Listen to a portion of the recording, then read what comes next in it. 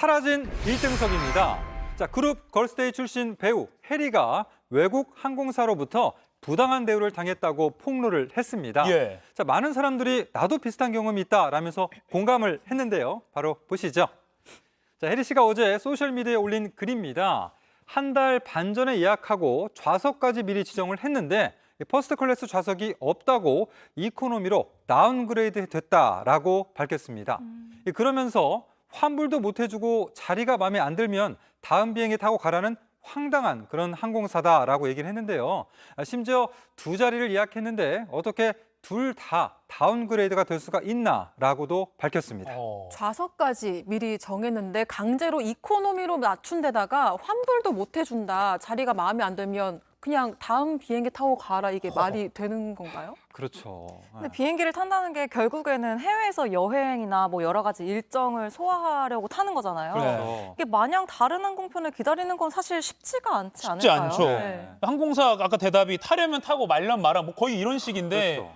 1등급이랑 이코노미석 가격 차이도 상당히 나고요. 네. 대체 어느 항공사입니까? 네, 이 항공사 네. 해리가 글을 쓴 그 배경에 비행기 티켓 사진이 살짝 보이는데 예, 자, 예. 이걸로 볼 때 미국 델타 항공인 것으로 드러났습니다. 지금 예. 살짝 보이시죠?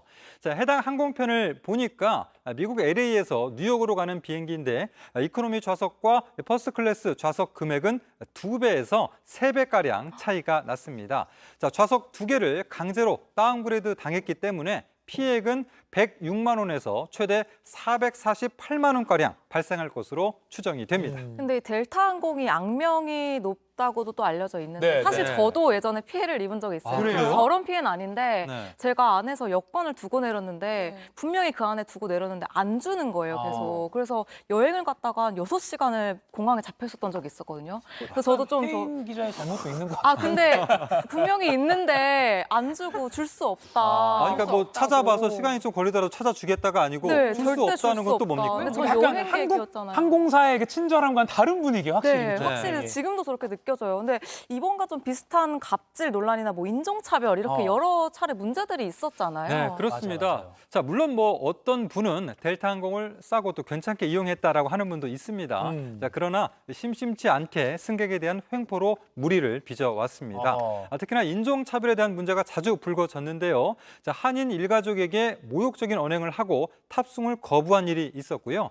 또 응급 환자를 도우려 한 흑인 의사를 제지한 일도 있었습니다. 또 한인 여성 직원들에게 근무 중에 한국말을 쓴다는 이유로 해고한 일 등이 언론에 알려지며 문매를 맞기도 했습니다.